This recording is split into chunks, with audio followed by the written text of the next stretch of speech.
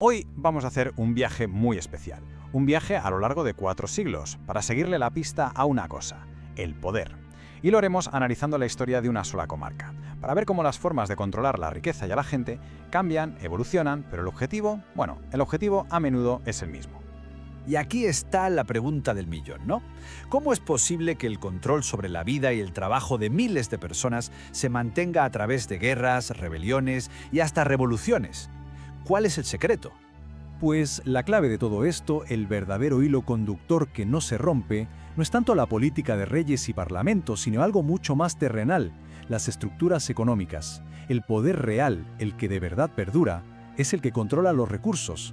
Es, como siempre, seguir el rastro del dinero. Venga, pues nuestro viaje empieza a finales del siglo XV, justo después de la conquista del Reino de Granada. Aquí, una familia poderosa, los Mendoza, establece un señorío feudal en la comarca del Cenete. Este es el primer modelo de control que vamos a diseccionar.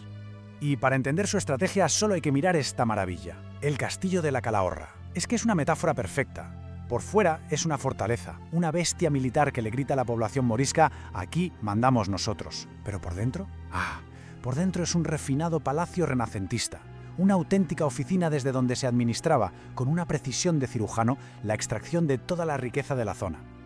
Y claro, la pregunta es, ¿cómo lo hacían? Pues aquí viene lo interesante. No intentaron cambiar la economía que ya existía, se dedicaron a exprimirla al máximo. Y su herramienta estrella era el magram, un impuesto heredado de la época nazarí que se aplicaba a la superproductiva población morisca. De hecho, al señor no le interesaba para nada que se asimilaran o se convirtieran del todo al cristianismo. ¿Por qué? Porque si lo hacían, dejaban de pagar estos impuestos especiales. La exclusión, vaya, era un negocio redondo. Y ojo que no hablamos de calderrilla, aquí están los números. El MacGram solito aportaba casi 4 millones de maravedíes, pero fijaos en los detalles, que es donde está la miga. Controlaban las rentas de las antiguas propiedades de las mezquitas y, atención, tenían hasta el monopolio de los baños árabes. Es decir, obligaban a la gente a pagar por su propia higiene. Cada pequeño aspecto de la vida cotidiana estaba pensado para generar un beneficio para el señor. Pero claro, este primer modelo tan sofisticado pero tan dependiente de explotar a una minoría muy concreta se vino abajo. Y lo hizo de la forma más dramática posible. La rebelión de los moriscos de 1568 lo cambió absolutamente todo y dio paso a una forma de control completamente nueva. Este es el momento de la gran fractura. La respuesta a la rebelión fue brutal, la deportación masiva. De la noche a la mañana en el territorio se quedó vacío. La increíble industria de la seda, que necesitaba un conocimiento técnico brutal, se hundió. Se perdió un capital humano, un saber hacer, que tardaría siglos en recuperarse, si es que alguna vez se recuperó del todo. Pero, más allá de la economía, aquí está el verdadero drama humano. Lo que vemos es una degradación sistemática del trabajador del campo. A ver, el vasallo morisco, aunque explotado, tenía un conocimiento técnico que valía oro. El colono castellano que llegó para reemplazarlo no tenía ni idea de aquello. Pero bueno, al menos tenía acceso a tierras comunales para poder sobrevivir. Pero el sistema no paró ahí. Siguió apretando hasta crear la figura definitiva, el jornalero desposeído. Alguien sin tierra, sin recursos, sin nada más que sus propios brazos para vender cada día. ¿Y cómo se llegó a esa figura del jornalero sin tierra? Pues la herramienta legal tiene un nombre que resonó en toda la España del siglo XIX, la desamortización. Sobre el papel, era una política liberal para modernizar el país, para crear un mercado de la tierra ágil. En la práctica, fue el mecanismo perfecto para lo que algunos historiadores llaman el gran secuestro de la tierra. Hubo 2 grandes desamortizaciones.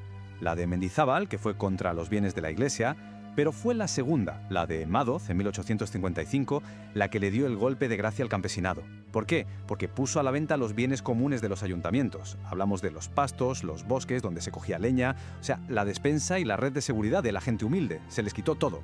Y la tierra, claro, no se repartió.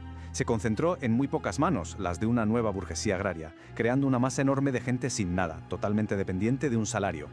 Y esto nos lleva, de cabeza, al siguiente acto de nuestra historia. A finales del siglo XIX, una nueva fuerza llega al cenit, el capitalismo industrial, y el centro del poder se mueve. Ya no está en la finca del terrateniente, ahora está en la mina. Apuntemos esta fecha, 1889. La revolución industrial europea necesita hierro, mucho hierro, y de buena calidad. Y aquí lo hay. Esto atrae capital extranjero, y el control económico de la comarca cambia de manos. Ya no son familias locales, ahora son grandes corporaciones internacionales.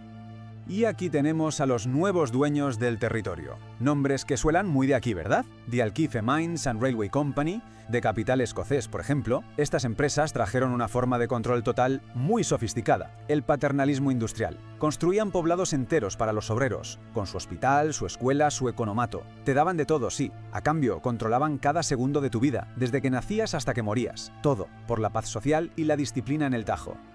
Pero que nadie se engañe, este supuesto progreso tenía un único objetivo. Esta cita sobre el ferrocarril que construyeron lo describe a la perfección.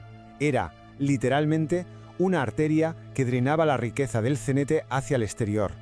No se hizo para conectar pueblos ni para desarrollar la comarca. Se hizo para llevar el mineral al puerto de la forma más rápida y barata posible. Punto. Era una infraestructura colonial en toda regla. Pero, y aquí viene el giro de guión, este sistema industrial, con todo su control asfixiante, acabó creando, sin quererlo, las condiciones para que la gente se organizara. El control absoluto generó la semilla de su propia contestación. Políticamente, este sistema de control se perfeccionó con una figura clave, el cacique. El caciquismo no era una anomalía del sistema, era el sistema. El cacique era esa pieza fundamental que conectaba el poder de Madrid con el pueblo, el que repartía los favores, conseguía los trabajos y a cambio garantizaba que las elecciones siempre salieran como tenían que salir. Y sus herramientas eran muy concretas, muy del día a día. El clientelismo. Tú me votas, yo le consigo un puesto a tu hijo. El encasillado, que era básicamente el pucherazo electoral para que siempre ganase el candidato pactado. El paternalismo de las empresas, que te hacía ver tus derechos como si fueran regalos. Y por supuesto, la coacción legal, usando a los abogados de la familia para ganar cualquier disputa y legitimar el expolio. Pero aquí está la gran paradoja. El mismo sistema que intentaba controlar a la gente de forma individual a través de la dependencia, al meter a miles y miles de trabajadores juntos en las minas, a vivir en los mismos poblados, a sufrir las mismas condiciones, forjó algo que antes no existía. Una conciencia de ser lo mismo, una identidad de clase, una identidad proletaria compartida. Y así el conflicto se hizo evidente, cara a cara. Por un lado, las herramientas del poder, el paternalismo, el caciquismo y un catolicismo social que buscaba más que nada calmar los ánimos. Y por el otro lado, la clase trabajadora que empezó a crear sus propias herramientas para luchar por su dignidad. La huelga como arma de presión, las cajas de resistencia y el apoyo mutuo para aguantar. Y sobre todo los grandes sindicatos como la CNT y la UGT para organizarse de forma colectiva.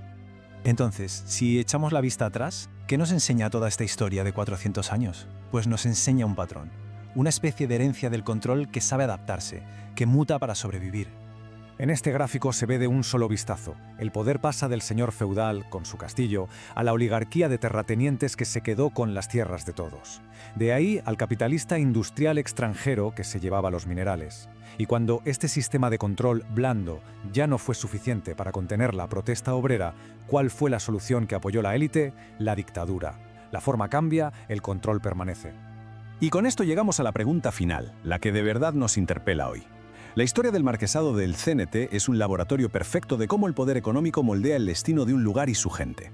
Hemos visto el rostro del señor feudal, el del terrateniente, el del capitalista industrial. Si esos patrones de control son tan buenos adaptándose y sobreviviendo a lo largo de los siglos, la pregunta que queda en el aire es ¿qué rostro tiene ese poder hoy?